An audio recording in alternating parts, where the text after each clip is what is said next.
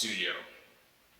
As you can see, it's fancy with a touch of classy and extremely legit. So today, video, let's see here, top 5 legit reasons to join the military. Alright, so legit, I'm talking about reasons that are actual, like, factual, not just like opinions, kind of objective versus subjective. Go over my military experience. Okay, so, excuse me. So I served about 8 years and 7 months active duty in the United States Marine Corps.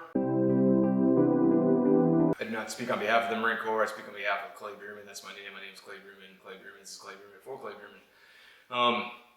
I served 4 years enlisted. I went from PFC to sergeant, got out, went to school in the post 9/11 GI Bill, came back in as an officer because you have to have a 4-year degree or bachelor's degree to become an officer.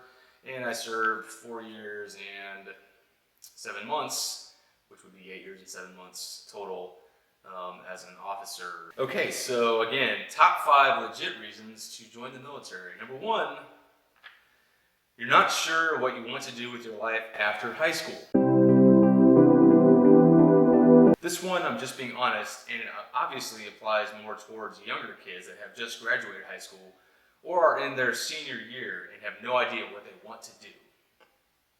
The military will provide you with a good paying job, training, health care, health insurance, life insurance. Not that single young people need it. Maybe they do, maybe they don't. Retirement 401k in the form of the TSP or Thrift Savings Plan. Room and board, that's old-timey language for food and housing. And a plethora, good word, of other fringe benefits that you only understand once you're on active duty, like tax-free shopping on base. It's nice. You can buy your booze tax-free. Excuse me. So instead of taking on student loans and paying out the yin-yang to get a bachelor's degree in something you may or may not be interested in, join the military and have them, aka the VA, US government, federal government, whatever you want to call it, pay for your school.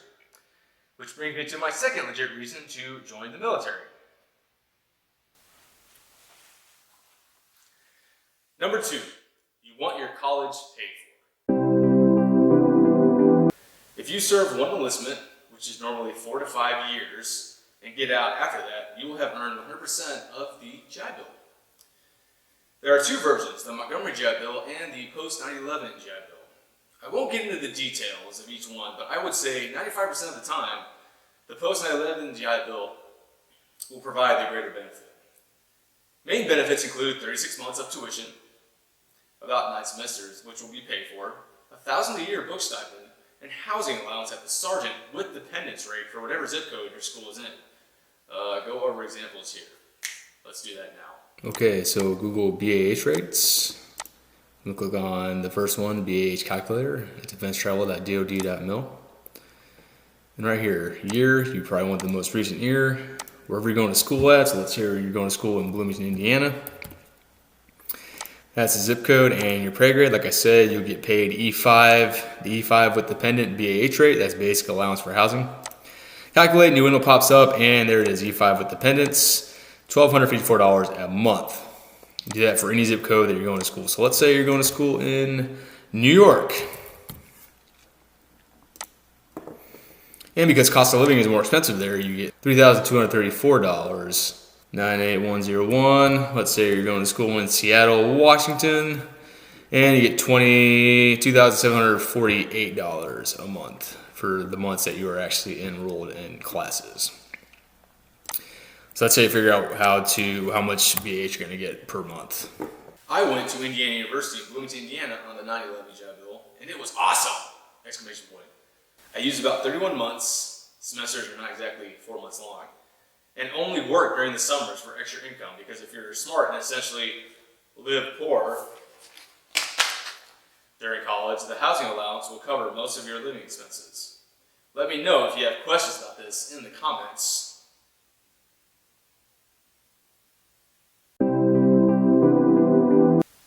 Below, I guess that's what people do. Number 3, you want a job with a guaranteed income. Okay, this one might seem obvious, but starting the day you go to boot camp or recruit training, whatever branch you join calls their introductory training, until your EAS, which stands for End of Active Service, you will get a paycheck every 2 weeks, period. The day you start boot camp marks the start of your enlistment and the start of your pay and benefits. Unless the U.S. government completely shuts down or the world ends, you will receive your fair pay based on your time in service and whatever pay grade / rank you are at. And if you are young, single, and don't have many expenses like I was when I joined at 19 years old, you can save a ton of money. Or even if you have a family, you won't get rich, but you will have enough to live comfortably if you are smart with your money. Number 4, you want to keep your options open. This one may seem a little confusing. 4 years seems like a long time, but the facts are you're getting paid, food and housing all the time without question, you're getting training, real world experience, meeting new people, making friends and enemies, and shit, you may even get to deploy and put warheads on foreheads, if that's your thing.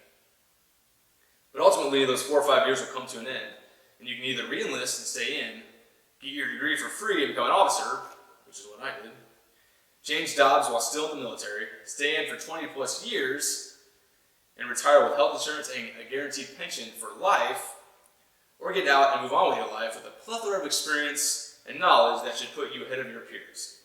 Either way, the military is a great place to be that gives you plenty of options. Number 5, finally, paying benefits.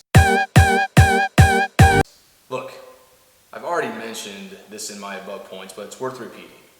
Minus mid to high level positions in large companies that your average high school graduate or even college graduate can't get, the military is about the last place you can work right out of high school and receive a salary. Yes, a salary. You are not paid by the hour in the military. And unmatched benefits that are guaranteed by the DoD and federal government. Now, young enlisted Marines are not getting rich by any means, but if you Google Pay Chart DFAS, click on the first result and click on 2020 military active and reserve component pay tables, as shown here.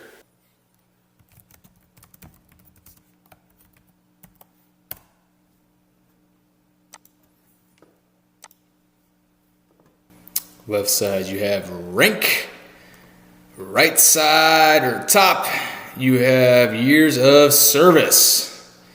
Max the 2 up and you get the monthly basic pay rate. That's it. You can find what every rank makes per month. Now, this doesn't account for housing allowances and food allowances, which are not taxed, by the way. Anyway, you will find that E2, so military ranks go E1 through E9, and officer ranks go O1 through O10.